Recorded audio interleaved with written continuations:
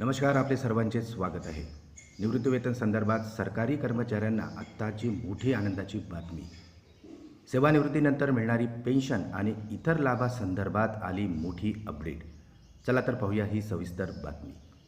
त्यापूर्वी चॅनलला नवीन असाल तर सबस्क्राईब करायला विसरू नका आणि नवनवीन अपडेट मिळविण्यासाठी बेल आयकॉनला प्रेस करायला विसरू नका.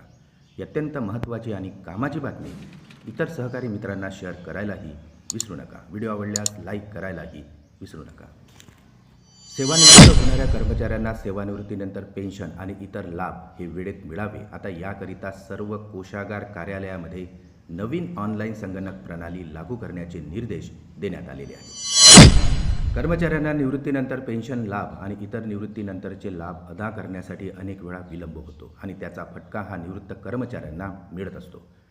अशा प्रकारचा विलंब यापुढे टाळण्यासाठी आता पेन्शन आणि निवृत्तीनंतर मिळणारी रक्कम विहित काळामध्ये प्रक्रियेत अचूकता यावी, याकरिता आता लेखा कोषागार संचालनालय मुंबई यांच्यामार्फत आता ऑनलाईन प्रणाली विकसित करण्यात आलेली आहे.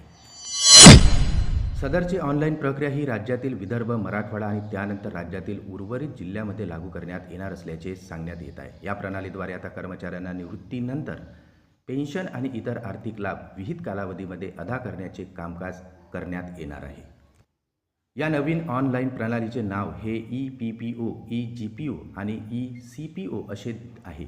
सदरची ऑनलाईन प्रणाली ही पहिल्या टप्प्यामध्ये मराठवाड्यातील महालेखापाल कार्यालय नागपूर या कार्यक्षेत्रामध्ये येणाऱ्या मराठवाडा व विदर्भातील सर्व 19 जिल्ह्यामध्ये, तर दुसऱ्या टप्प्यामध्ये मुंबई कार्यकक्षेतील उर्वरित 15 जिल्ह्यामध्ये सदर प्रणाली वित्त विभागाच्या दिनांक 22 मे रोजीच्या निर्णयानुसार लागू करण्यात येणार आहे.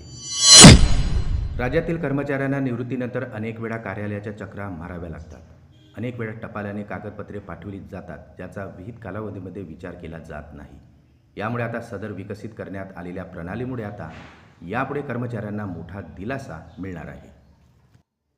पुन्हा भेटू यूट्यूब चॅनलमध्ये नवीन अपडेट्ससह. तोपर्यंत आनंदी रहा. नमस्कार.